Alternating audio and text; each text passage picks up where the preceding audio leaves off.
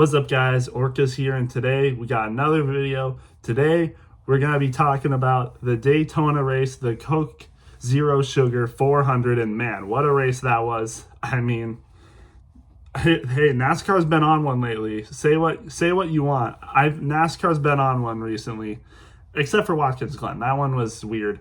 And then, of course, I was at Iowa, so I have a bias towards that one, as I've said a million times. But Richmond, man, last week, that was an amazing race. Or yeah, just a great race in general. And now Daytona, even better. Like a good Daytona race. It seems like the Coke Zero Sugar has been putting on a better race than the Daytona 500 for like the past few years now. Like the 2023 Coke Zero was better, 2024 Coke Zero was better, and this year Coke Zero was better than the Daytona 500. I feel like that's a common occurrence for some reason. I don't know what it is. Maybe it's the track temperatures being a little bit hotter or whatever's going on. Or, maybe NASCAR makes some adjustments to the cars during the season to make it better. But I don't know what it is. But Daytona, the Coke Zero Sugar 400 has always been putting on a better show than the Daytona 500. I'm not sure why that is. But this was an amazing race. Like, up there with the Atlanta races, up there with COTA, up there with Richmond and the Coca-Cola 600.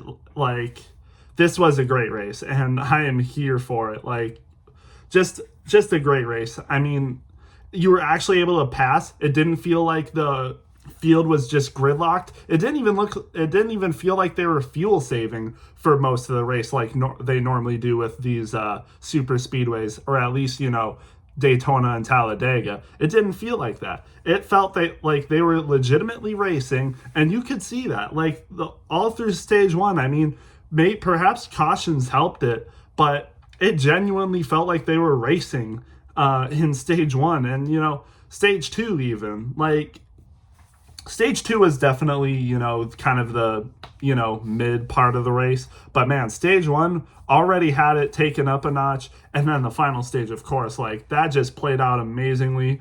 And I got to say it right now, I don't want to sound like a NASCAR shill right now, but I think the playoffs and the playoff system really helped the entertainment of this race, in my opinion. I mean, think of how many guys that weren't in the playoffs were up front. It upped the intensity. It upped it just upped the intensity. It upped the excitement. I was on my feet for the last 5 laps.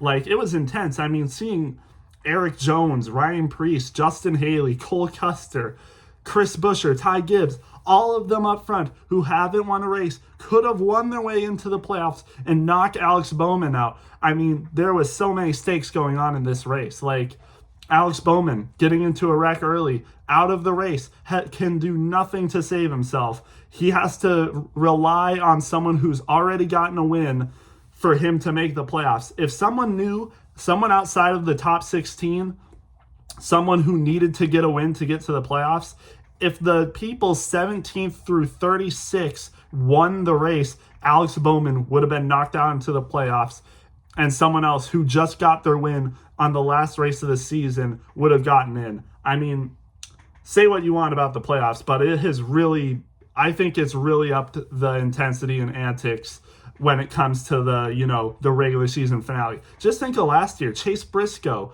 wasn't in the playoffs. Won his way into the playoffs. That was an amazing feat.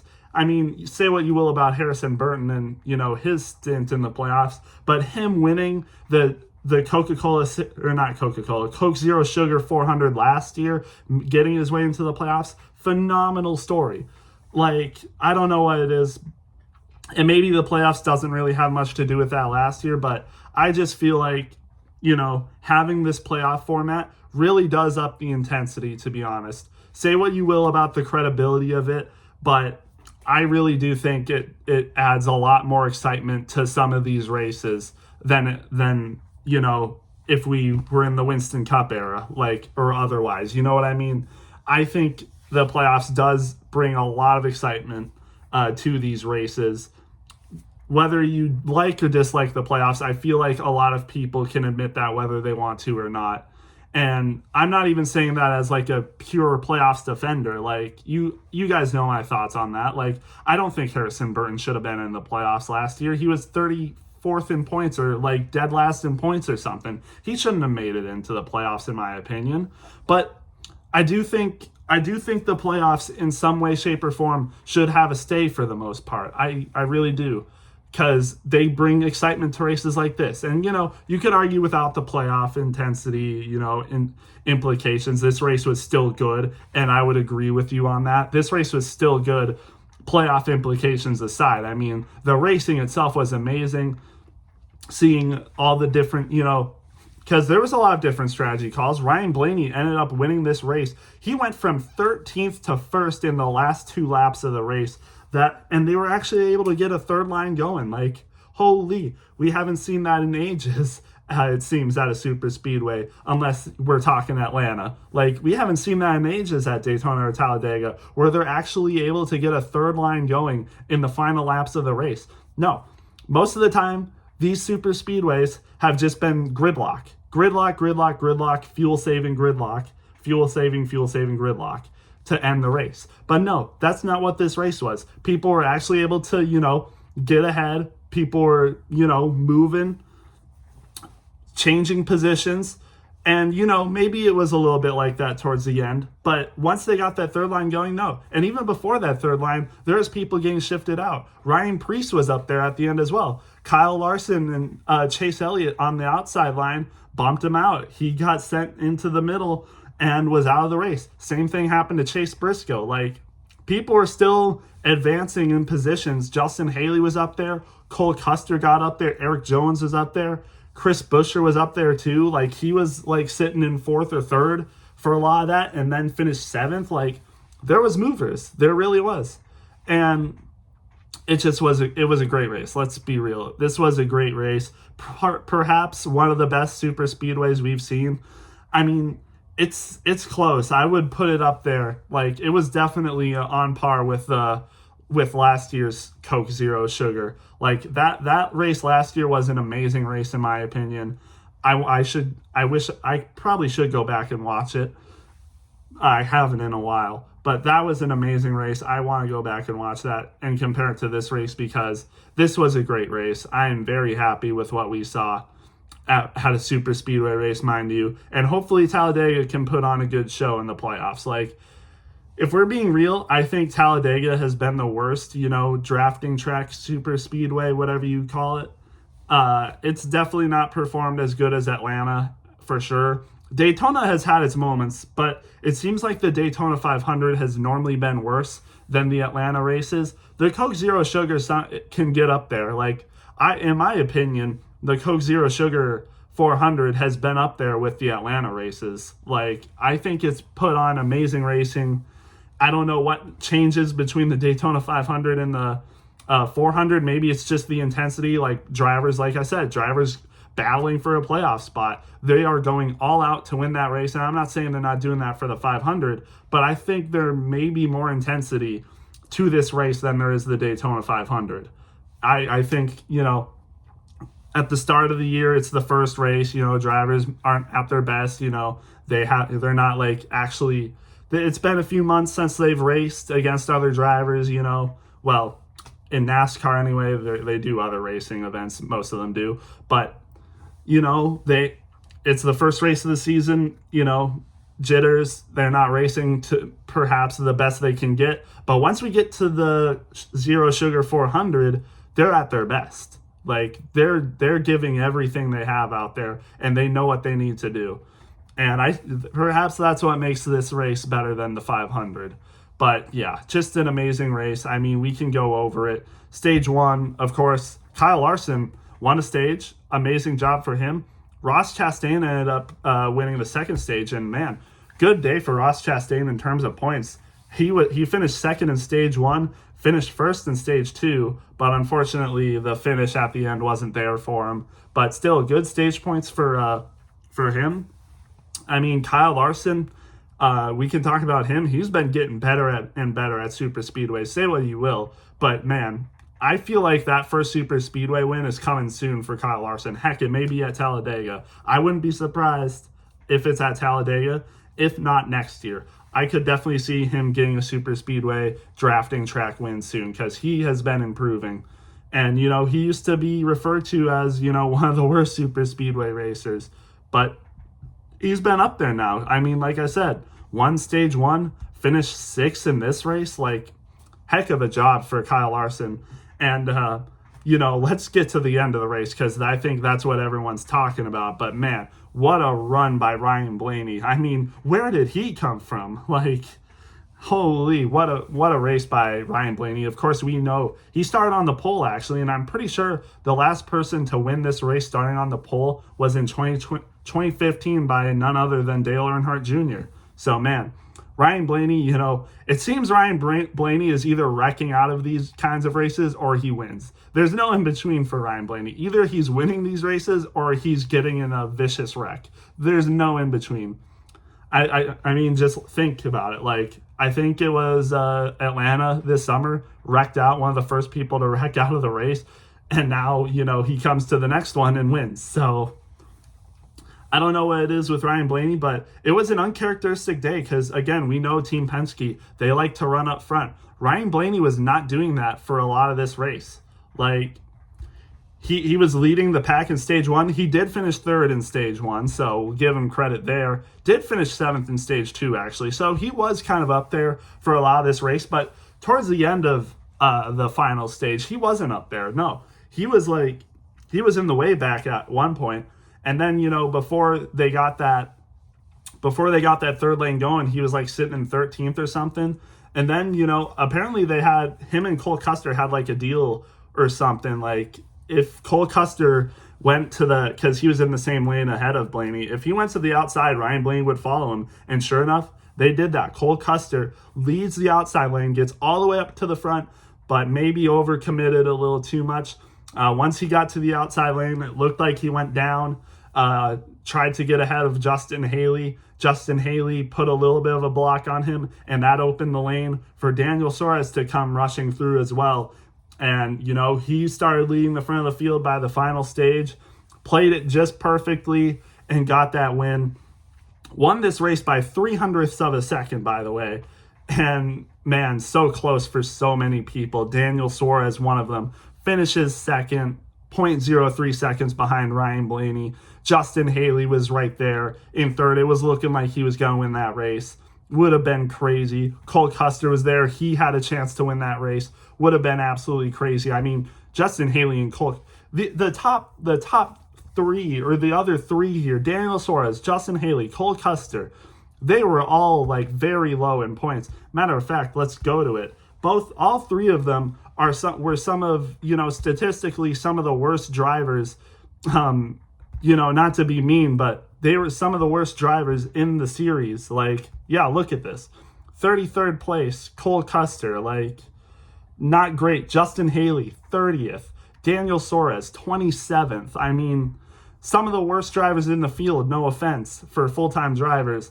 And yet all 3 of them were up there poised to win the race, and Ryan Blaney just steals it from them. Man, Ryan Blaney broke the hearts of many people that were looking to, win their way into the playoffs. Eric Jones, also one of them. He was running really good today. Led 10 laps, most of them in the final stage. And, just so close. Also, Chris Buescher, he was up there in front for a lot of this day today. Ends up finishing 7th. Ty Gibbs, the only JGR car to not make the playoffs, finishes 8th. I mean, I don't think it's likely that Ty Gibbs loses his spot. And, Ty Gibbs had a pretty good second half of the year, but, man, just really kind of disappointed. A disappointing season for Ty Gibbs, especially, I saw this on X, but Ty Gibbs was one of the worst performers year over year. Last year he made it into the playoffs off of points. This year, where does he finish? Let's see. Ty Gibbs finished, by the end of this regular season, Ty Gibbs finished 19th in points, under people like Chris Buescher and Ryan Preece, who drive for RFK and JGR. Not even arguably, JGR is a better team than RFK. Like, their equipment is better. they have a lot better stuff than RFK, yet Ty Gibbs finished under both Chris Buescher and Ryan Preece. And honestly, if Brad Keselowski didn't have an abysmal start to the year, he probably would have finished ahead of Ty Gibbs as well. Granted, Ty Gibbs also had an abysmal start to the season and then picked it up a little bit, kind of same as Brad Keselowski, but still, that's tough for Ty Gibbs. I mean, he made the playoffs last year, his second year into the season. Obviously he was a rookie in 2023. Maybe you might not expect him to make the playoffs first year in the Cup Series. And he's so young. So maybe don't expect that. Second year, makes it into the playoffs. Okay, you expect him to improve a little bit. Probably should make the playoffs the next year. Nope. Runs worse. What's up with that? One of the worst year-over-year performers. He was up there with Brad Keselowski. Brad Keselowski, and someone else. I forgot who it was, but those two were the top three. Were in the top three for worst performers year over year, and it's hard to see that. Ty Gibbs, again, third year for JGR, has over 100 starts. You would expect him to win a race. You would expect him to be running up front. But no, finishes 19th in points for the regular season, under two cars that he should arguably be better than, and misses the playoffs. It's definitely confusing, for sure. And, if he fails to make the playoffs next year, that's definitely a red flag, I would think. I don't know. I don't know what to think about that. I don't know.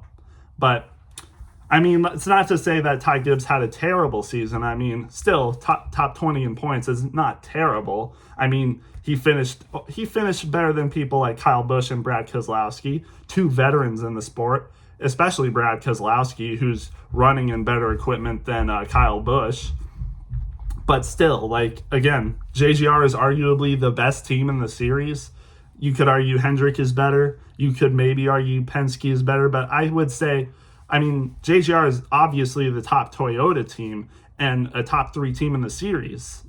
You would expect him to run better, but just weird stuff like that. But I don't know.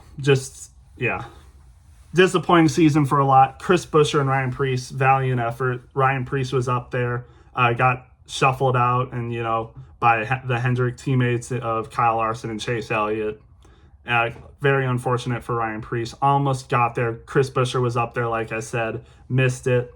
And then, also in the top 15, Todd Gilliland, first year at front row, but first year in the 34, has had a relatively disappointing season. I mean, I would think he would have finished, for regular season around the same as he did last year. No, he has definitely had a disappointing season compared to last year. McDowell finished 12th.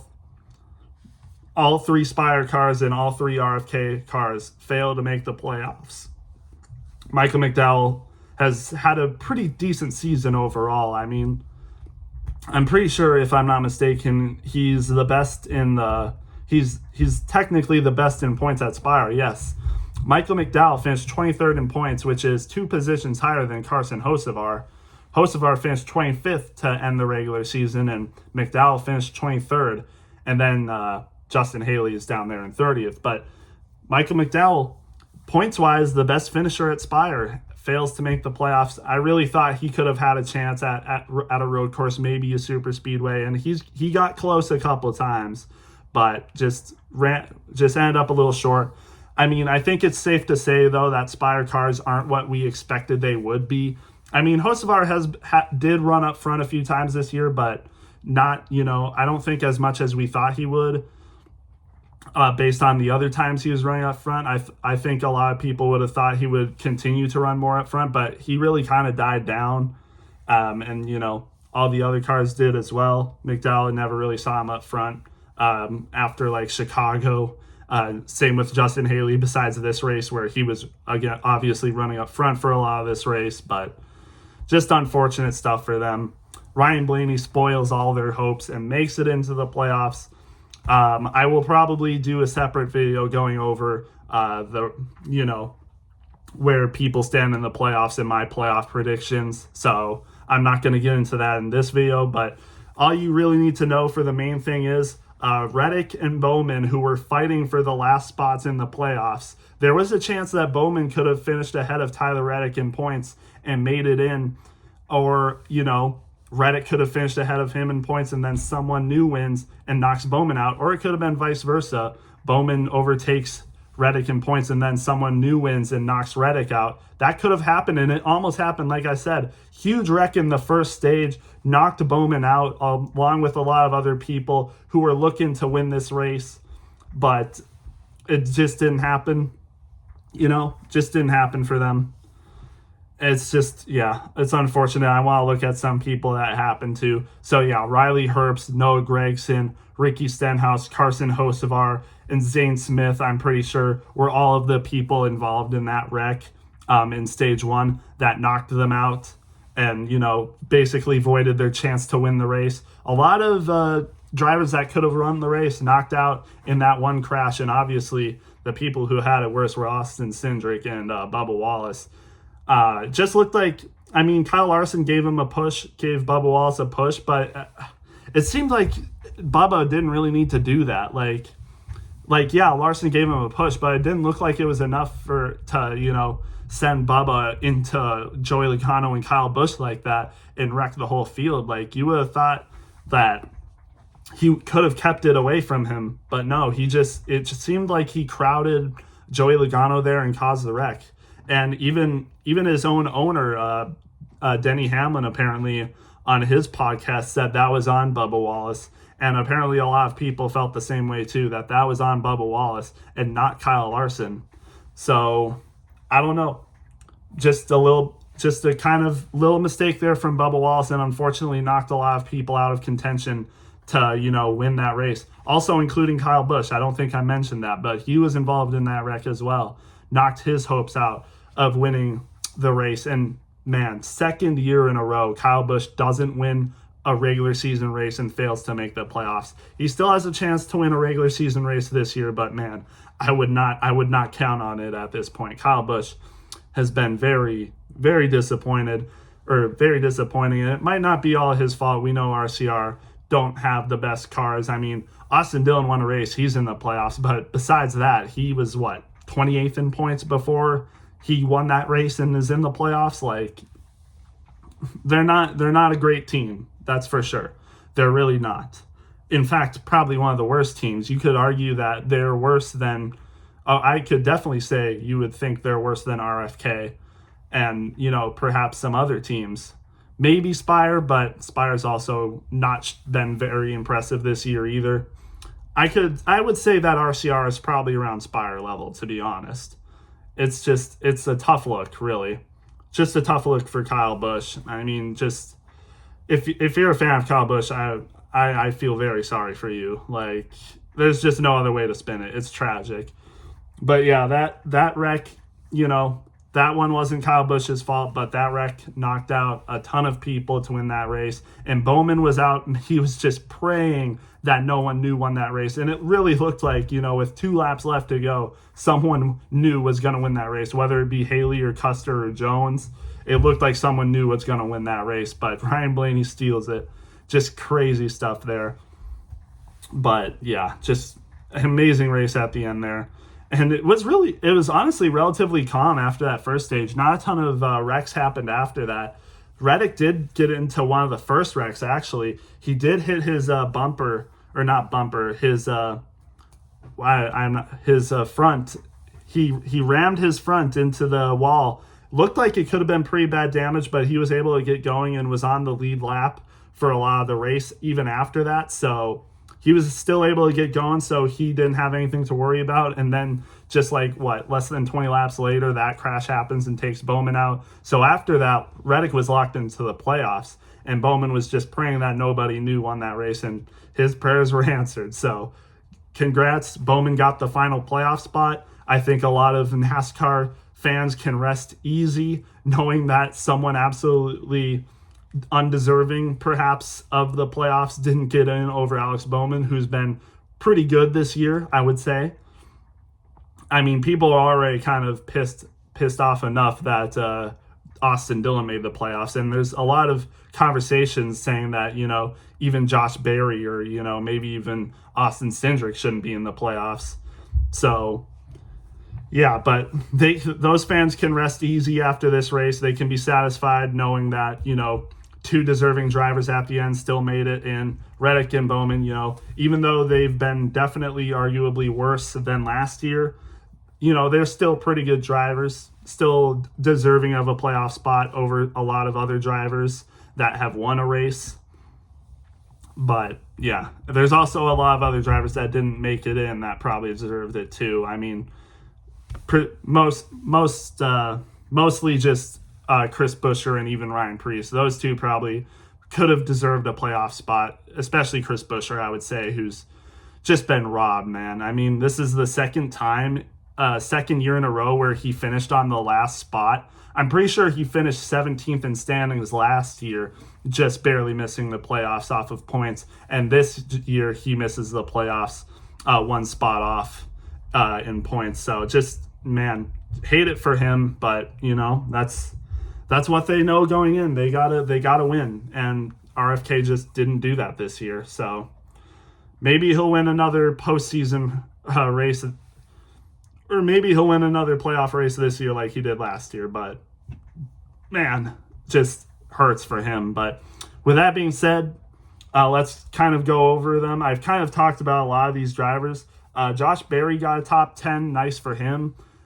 In the playoffs, like I said, Chase Elliott ends up getting a top 10. Talked about Todd Gilliland and Michael McDowell. Christopher Bell, 13th. Ryan Preece, like I said, he was up there, got shifted out by the two Hendrick cars, finishes 14th.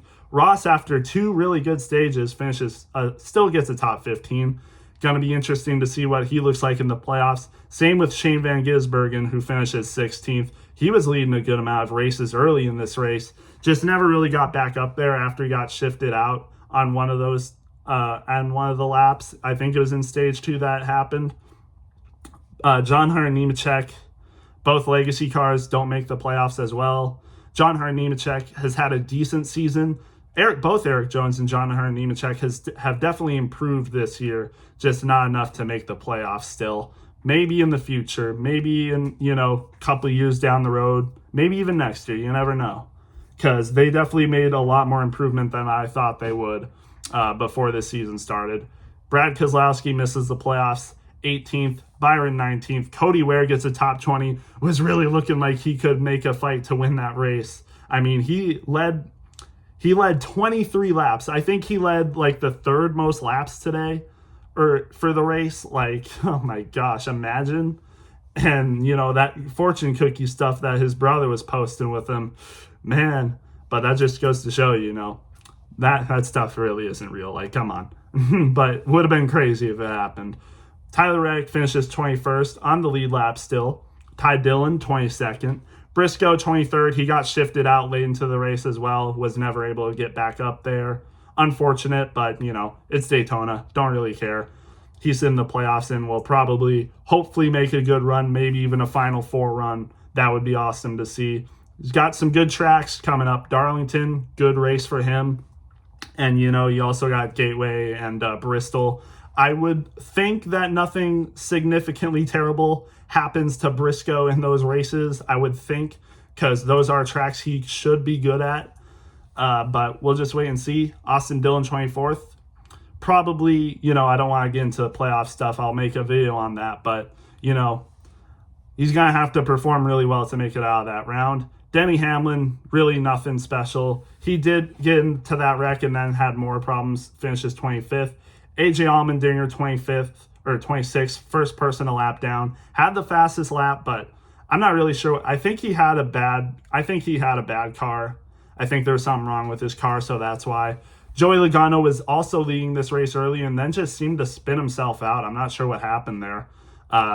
Just looked like he moved up a little bit on Eric Jones and then moved down and I guess got loose. So, because Eric Jones didn't hit him. Like, I don't know why that happened, but spun himself out and then got stuck in the grass. So he finished a lap down. Joey Gase finishes 3 laps down. Casey Mears in this race finishes 29th. Then you got Austin Hill was in this race, 30th. Zane Smith, 31st. He was involved in that stage 1 wreck. BJ McLeod, not sure. He did hit the wall. I remember that. There was I don't think there was a caution for that, though. Finishes 32nd. Bush, 33rd. Hocevar, 34th. I'm pretty sure he had a bad engine, actually. His engine expired. Finishes 34th. Stenhouse, 35th. Bowman, 36th. Still makes it, though. Bubba, 37th. Noah, 38th. Austin Cindric, 39th. And Riley Herbst, 40th. And that's all the people.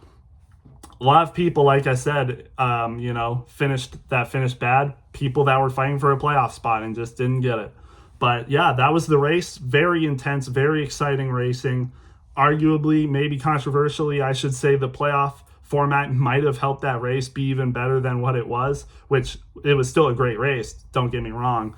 But I mean, that was a great race, one of the best of the year. I think I would give it a 9 out of 10, up there with some of the best, like I said, like the Atlanta races, like Charlotte. Really great race. I'm very happy, and I'm very excited to get into the playoffs this year. I'm very excited.